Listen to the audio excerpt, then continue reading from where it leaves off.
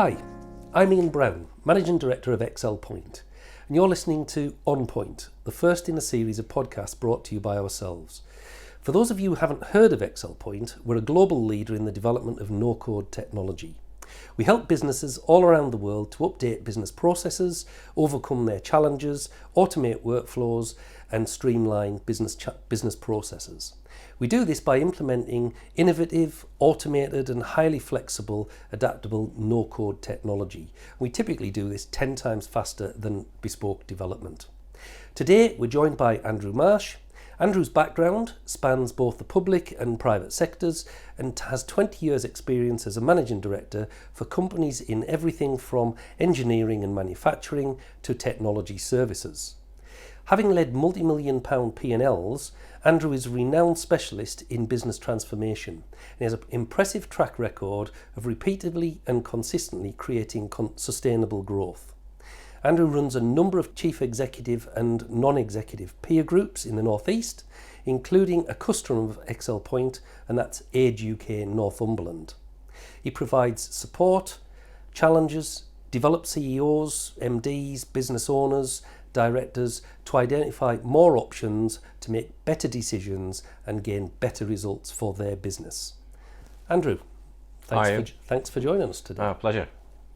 So, for the audience, you've recently been appointed as a non-exec director of Excel Point as well. I have indeed, yeah. We have taken your track record, your pedigree, nailed our colours to the mast, and you're now helping us. So how does a non-executive help a business? Well, I think the first thing, and it's actually a pleasure to be on board actually with such a successful and well-run company already. The first thing actually, before you get into what can a non-exec do, is you need to look at where the company is in its life cycle and the journey it's going to be on to work out whether or not a non-exec will be actually useful and powerful rather than a hindrance, which can sometimes happen. And so if you look at Excel Point, the journey that you're on, the growth trajectory, the challenges that we'll be facing are slightly different to the ones that you come through with the founder journey. It will all be about bigger contracts, larger, more international journeys. There's a different skill set required, and therefore the non-exec support structure in that process is going to be invaluable as you move on, as you and I have talked about before. Yep. For other companies, the challenges and journey will be slightly different. So I would encourage people just to look at the journey and the challenges ahead of them. But from my perspective, whenever I join a company as a new non-exec, and you've experienced some of this sort of firsthand, is I need to understand the history, but I'm not going to be bound by the history. My job is to help the future.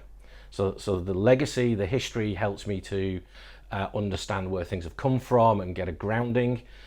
But my role is to help the future. It's to move the company, help the company go forwards. It's to help the company make better decisions, be more informed in what it does. It's also to bring my insights and my challenge and wider connectivity.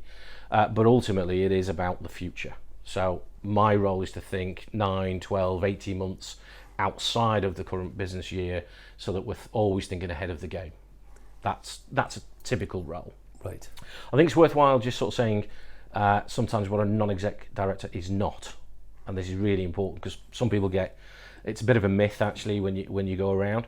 Some people believe that I need a non-exec director because they have a black book in the marketplace. They're really well known, that they can open doors for you and sales, and yet the non-exec director can do that for you.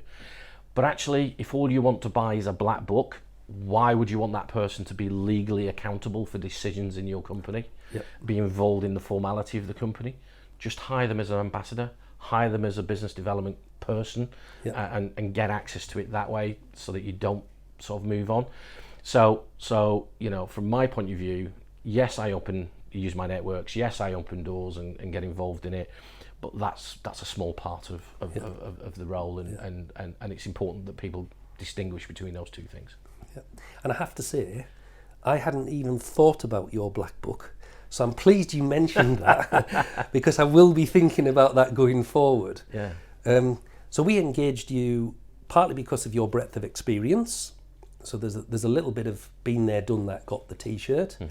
And also, I would imagine, unlike some non-exec directors, you do have an extensive network. So if you come across, or more accurately, if Excel Point come across a challenge, an opportunity, something that we want to progress, if it's not already within your gift, you can pick up the phone and speak to a raft of people who you've got contacts with, and that's an extended network for us as an organisation as well. I'm guessing that's not true of all non-execs. Not necessarily. Again, another myth that I could probably dispel at this point in time. Some people believe that a non-exec has to be an expert in that particular industry or that particular field, and that's not true. Okay. One of the core roles for a non-executive director under the fiduciary responsibilities is to ensure that the company's resources are used effectively, that they're making decisions that are right for the company. Well, you don't have to be in the sector to be able to make those calls, and seeing where spends are going and why are we doing that investment, why is that the right country to be in, etc., etc. Yeah. So you don't need to be in that sort of spectrum. Okay. Yep. The other reason that I sort of say that's a bit of a myth as well is if all you're doing is getting another person that's got extensive experience in that particular sector, then what you're going to get is institutional think. So you're going to get the executive like yourself that's in the business, that's been there for quite a long while, and the non-executive with the same experience coming to the table with really the same lens. Yeah. And what you want in a non-exec director is somebody who can change the lens or has a slightly different lens to look at problems and opportunities in a slightly different way. Yeah. All right. Now, having said that, I do have a technology background, so I know the industry that you're in. I know the networks. So therefore, you haven't got a chance of kidding a kidder. Yeah. I will know when you're trying to pull the wool over my eyes to get something through, and that's a useful trait. And that's why when you look at boards, there's always a mix of non-executive directors and executive directors. And in the non-executives, there's always a mix of somebody who's got some expertise in that sector or somebody who's got a functional expertise, maybe a lawyer or an accountant, are the easy ones to pick. But ultimately, we are all there to do what's right for the company. And that could be opening doors. It might be opening up the network that I have, but a different network than you've ever thought about, that you've ever sort of come across. And an example was just today, actually, I got a phone call from one of my fellow Vistage chairs in the south, who's got a member who's looking to do some offshore. Hadn't really sort of considered and was after some help. I was very quickly on the phone to them to introduce them to 2 or 3 players, not from an outsourcing background, which I could easily do, but from people who've gone through the experience of outsourcing in different sectors, so that they heard from a customer that's doing it what the real life problems were about, because that's far more important for the decision making at that point in time. So that's an example of how it works. Yeah, I would go along with that. And I think the fact that you have software background experience is valuable to us. So just for the record, I've known you 5 years, maybe 6 years now, but certainly 5 years as a business mentor. Yeah. And I see part of your role with us as growing the leaders of Excel Point to grow the company. Yeah. And I know that's been a theme during our past, grow the leader of the company in order to grow the company. Yeah.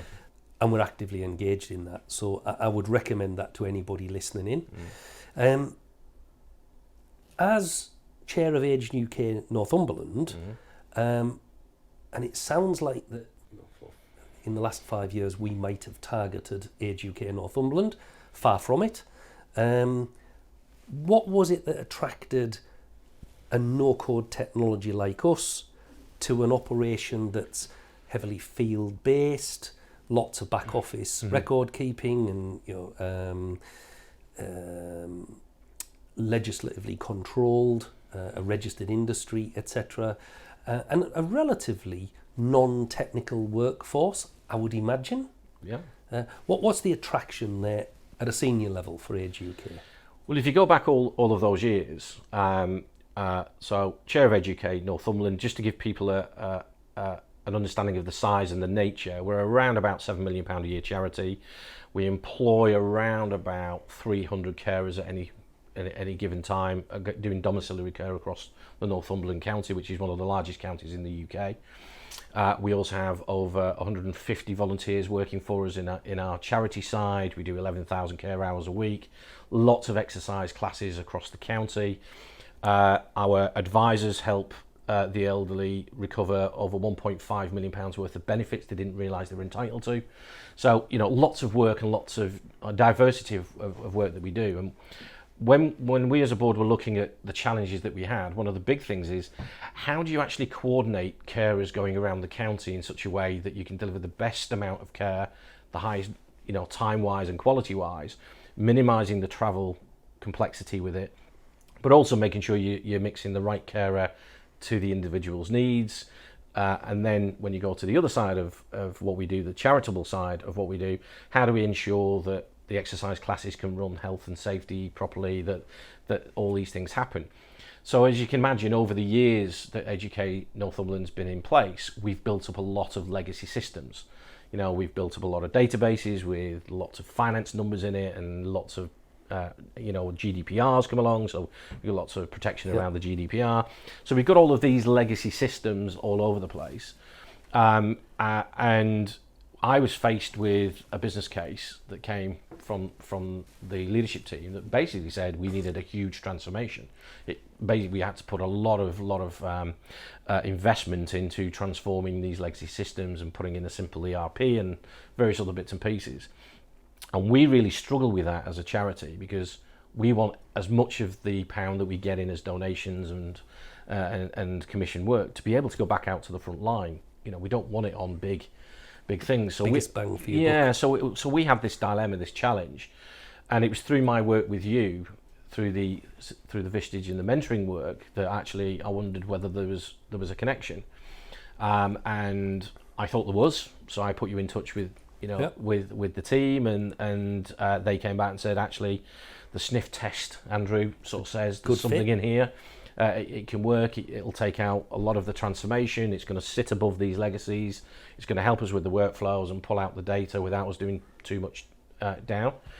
But it was the team that drove that decision. My role in all of that was just to spot the opportunity and the overlap against that business challenge that we had. Yep. Yeah. And I have to say, from the stuff that the team are telling me, it's making a real difference. We can see some improved MI.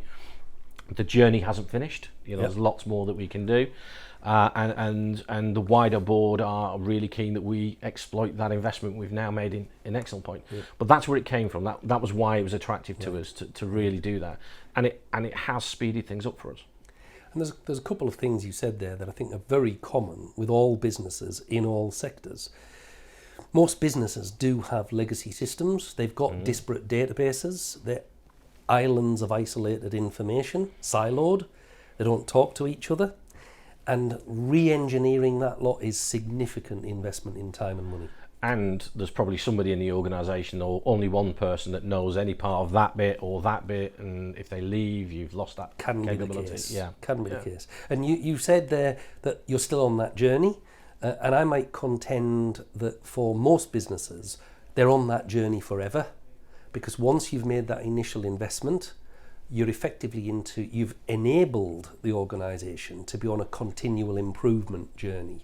And that should be a good thing, not a bad thing. And it can be very incremental and manageable and safe in that environment, not a big bang approach anymore. Yeah. I think there's a couple of things that every single business in every sector would be able to relate to there. Absolutely. I always describe it as like riding a bike. When you're a young kid and you're a young organisation, you have some stabilisers, you're really excited and you get pedalling really quickly. And as you get used to the technology, which is the bike, you get used to it, you take the stabilisers off and you get used to a particular way. But then you grow a bit and that bike is no longer relevant for you and you want to move on. I remember moving on to a grifter, the BMXs. Grifter? Do you remember those in the old days? And etc. But you move through the bike journey. I was a chopper, man. You were a chopper, were you? Okay, well I was a grifter. But you move through it. So I agree with you. The technology in the digital space that every company has will be relevant for where they are in the journey, but it's also going to be an inhibitor for moving forwards. So a lot of people just see it as, well, the finance needs some systems to run the accounts and do this, that, and the other. And you can see a lot of stuff off the internet now, SaaS-based, cloud-based type packages. But actually the digital platform of being able to move at pace, to exploit opportunities, to expand out, etc., for me is really significant things. And one of the things that I really like about Excel Point is you have the freedom to develop your workflows, to develop your digital footprint without the need to take the foundations out, without the need to take the legacy stuff out. And therefore, from a finance CFO's point of view, that's the dream, because they don't have to write any investment on the balance sheet. But from an operational point of view, it means you can move quickly. And that's the journey for me that people have to just recognise.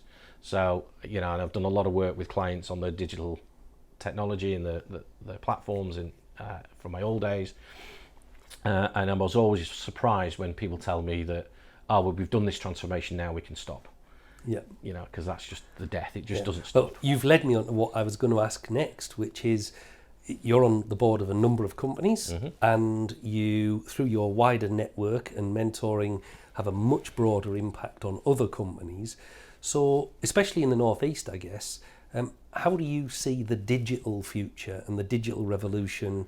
And we're going through a pandemic still. Where do you see digital technologies of a whole variety enabling the Northeast to take a better position in the world? Well, it's interesting. I mean, if you just start with COVID, the pandemic for a second, if you think about what was happening in companies pre-COVID, right? And I was a part of some of these as well, in the roles that I used to play. We took a very cautious view of technology. And when I say cautious, of course, we knew we needed digital technology. It was all about enablement. But if you've already got infrastructure and operations in place, you don't really want to disturb those. You don't want to be too disruptive. So a lot of schemes, a lot of digital activity was all, let's do a pilot, let's just test, let's do a proof of concept, let's have a model office to see what things look like and how it's going to be different in the world, and all that change management stuff that came along with it. When COVID hit and we were all told in March 2020 that everything has to lock down, we saw the biggest acceleration of digital transformation in a lifetime, probably ever, to be honest. It was adopted immediately. Everybody was working from home. Everybody got on 365 or all the alternatives. We were all, there's Zooms. We've now got Zoom fatigue and Teams fatigue and all of those sorts of wonderful things. It really accelerated things through. And I had clients talk to me to tell me that they think their digital transformation accelerated by at least 18 months, if not 2 years. So that shows the amount of time. Now, what that's done to boards in particular is the appetite now to accelerate the other plans that they had is now higher on the agenda. No longer are they willing to accept the status quo, let's do things calmly. It's like, no, let's just crack on with it. Why are we not doing this? This absolutely makes sense. And I'm seeing that not just in the Northeast, but across the UK and actually wider afield. So that's the first thing. In the Northeast, I actually think we are really well placed. The amount of digital companies that you see in the Northeast setting up, I think at one stage I saw, if still not now, that we have the largest amount of startups, entrepreneurial startups in the digital space across the UK economy. You look at the universities that we have, great universities through Newcastle to Teesside that have got the expertise coming through. All of that just stands us in really good stead for taking the lead in the digital transformation and acceleration sort of moving forwards. One of the frustrations I do get with a lot of people though is that they moan a little bit about the infrastructure, so things like the broadband not being available and things. And of course that will come, right? It will come. But what I see in the Northeast is that we just get over those hurdles. Yeah, we can have a whinge and a moan, but actually we just make things work and we get on with things. And that's why a lot of companies are moving into the Northeast. And it's not just digital in the way you would think, in terms of laptops and software and things. It's other things. If you look at what's going on with the Teesside development, with the new technologies that are being invested in car batteries and Nissan and things, all of those are big digital transformations. So I think we're in a really great place. And I actually think there's a lot of areas around the UK looking at what we're doing and replicating it. I agree. Even though they wouldn't accept it. And being a Northeasterner born and bred, I agree with your statement that it's a can-do attitude. We've never throughout our history been a particularly affluent area of the UK, and therefore we have to be innovative in order to compete with other areas and other areas of the world. Northeasterners are quite resilient, very resilient, very innovative. And I agree, I think when you look at the digital sector, it's everywhere in the Northeast. It's a booming area, sort of mini Silicon Valley for the UK. Oh, absolutely. To some degree. I mean, if you look at, one of the big challenges is recruiting great talent in the digital space. If you're looking at devs or developers or architects or wherever the case may be, we are a really attractive place for people. This really good talent place to want to come. And equally, because it's all digital, you don't actually have to have all the talent in the area. Absolutely. And we've got access to that pool. The other side for me is I'm a judge on the Great British Entrepreneurial Awards, so I sit on the regional panel doing it, and it always amazes me every year the quality of the submissions that come through. This year I think I've done the Disruptive Innovation of the Year award, and all of the digital transformation stuff coming through is really, I can't go into too much detail, but really fascinating stuff that's on there.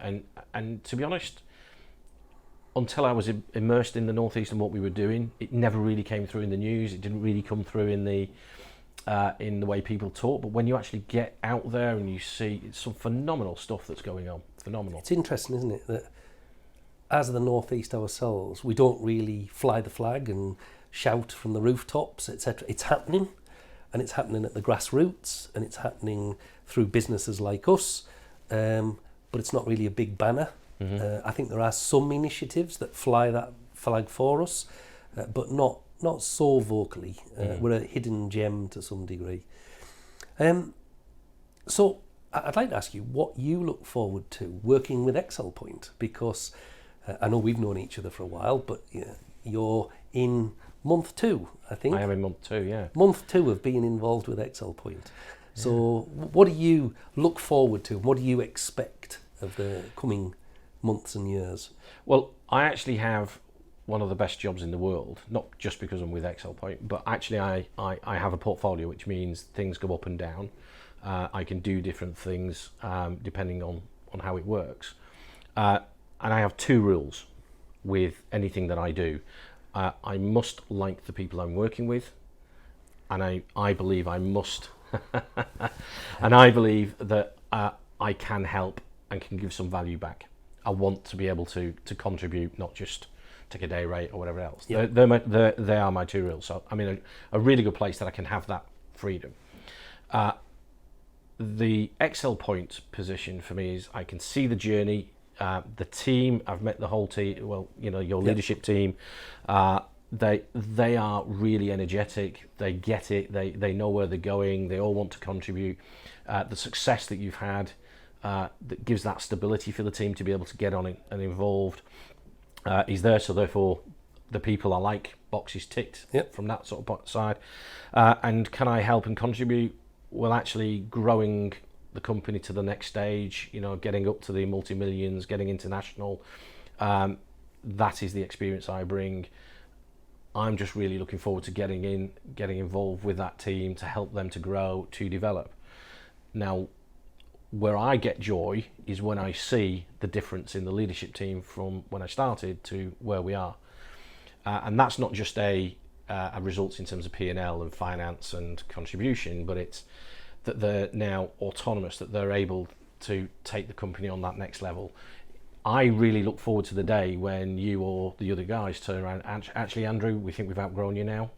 We want to move on, because that for me tells me that we're at a different part of the journey. We're somewhere else. And I really look forward to that, and that challenge. And because I work on a number of boards in that way, every day's got a different challenge. Every day's got a different opportunity. And, and that's what I really look forward to. Yeah. And we've even had discussions internally at the senior leadership level of there will be points in time where we need to sack ourselves. If we grow to a point where we don't have the experience to take that next step, or there's a particular technical or commercial aspect or whatever that we don't feel that we're equipped for, we might need to bring in external resource or recruit at a senior level. So we've already faced the fact that at some point we might want to sack ourselves, individually. So that'll be an interesting journey in itself. It will. Anything you want to ask me? This isn't a one-way street. No. I appreciate that. I mean, as we were talking about the non-exec positions, it'd be worthwhile just understanding, why did you choose at this point in the journey to have a non-exec director, and how did you start your journey? Well, we've gone through a number of years of growth, a number of years of profitability. We can see that starting to accelerate further now, which is great, and that's in line with our plan. But we're also very aware that as companies grow quickly, that can be a very dangerous time. And therefore, managing your contracts, your cash flow, your strategy, your affordability in line with your growth plans, but in a way that it's sustainable and not too stretched, needs appropriate governance, appropriate disciplines, checks and balances. And I go back to the statement of you've been there, done that, got the t-shirt. So there's an element of bringing somebody in to act as that sounding board that keep us right, keep us on the straight and narrow, and also just some experience, as simple as that. So the old I've known you 5 years, I like you, I respect your experience, and I think you've got something to bring to the table that we don't have internally. So it's an element of helping us manage faster growth safely and navigating what I think is referred to as the valley of death quite often in books, but also just bringing some experience and energy to the team that's from an outside perspective. And in month 2 so far we're doing that. It's working well. Good. And the other side obviously is the peer group stuff, because you've been a member with the Vistage Group for 4 or 5 years now, probably coming up. What have you taken on that journey? What nuggets, if somebody was looking at a peer group themselves, what would you be saying to them?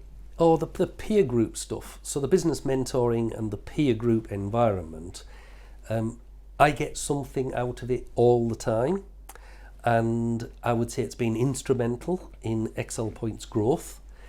I don't think it's very easy always to specifically put your finger on a given thing, but whenever we have peer group sessions, I try to come away with 1 or possibly 2 takeaways that I am going to implement. I'm going to do something about these 2 things. Not 10, not 20. Sometimes you could make a big list, it's too much, and sometimes you might think, I didn't get anything out of that.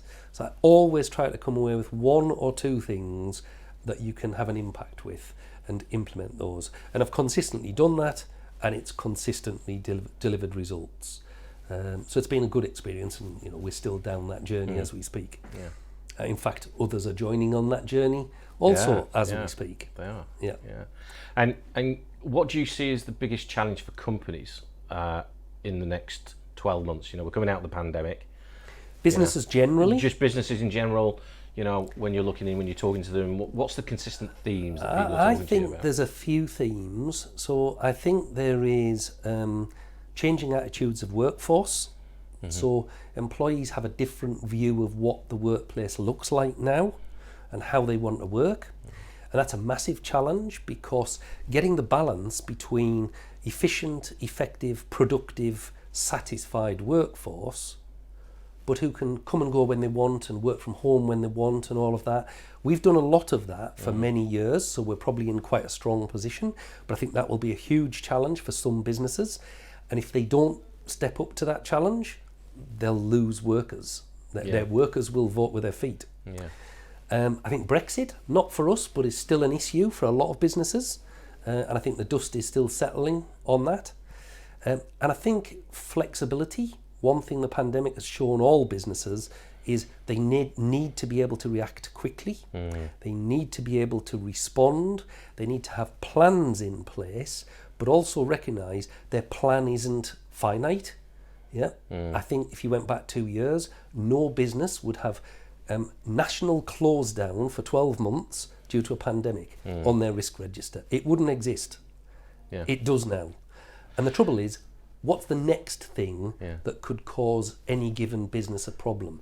Change in technology, new entrants to the market, China does something that floods the market and puts you out of business. So that ability to adapt and pivot, I think, is another key factor that we've learned in the last 18 months. So it's interesting because one of the things that I talk about when I'm on various boards is the future. You know, what's likely. It's called productive paranoia. So what's likely to come and hit us in 12 months, 18 months that we can't foresee at present. And actually, I do think a lot of companies had a risk identified that something might happen, not necessarily a pandemic, but something. And a lot of them satisfy themselves that it's okay, we have a business continuity plan. But when it hit, people couldn't find it. They didn't know where it was. It hadn't been tested. It was full of dust, so you couldn't read the things that were in. But it is one of those things as a non-exec director. The discussion at the board level has to be about those future. What's going to happen if this? Can we survive? How do we restructure? What do we need to do? And far too often I see companies that just look at the here and now, the horizon one as I call it. They're looking here and now, but we really should be looking further ahead. So for me, getting an understanding of these challenges, these trends in what you do and what all the other organisations that are watching this podcast should be thinking about is what are our suppliers, customers and partners challenges in their own sectors telling us, because that's going to help us work our way through. And I always look at a couple of sectors actually. So if you look what's going on in the construction market, if you look what's going on in the logistics distribution markets, it didn't take a lot of brain power to work out there would be supply chain problems. With Nando's closing shops, or we're running out of milkshakes in the fast food centres, all the way to the vessels for blood tests now being in shortage. If we all looked at those sectors, what was going on, we could have worked out these things earlier. So it's really important to have those conversations and not be insular. And not being insular, that plays into one of our strategies, because we're very much trying to engage with our customers, our partners, our extended networks, to draw out maximum advantage for all parties, clearly for Excel Point as well, but for all parties, because as we just said, the North East's a vibrant place, and actually we're stronger together than we are competing against each other. So we've done quite a lot of work with what on paper would look like competitors of ours. But once you engage and work out where the synergies are, actually you're much stronger working together. So it's been really good for us. So Andrew, today it's been great to chat to you. It's been an insight for me. Hopefully, others that might look at a non-exec director or just external influence into their business, mentoring or whatever, will take some insight from that and take some warm words. It's been an absolute pleasure, and I'd like to thank you for joining us. Thank you, Ian. Good to see you.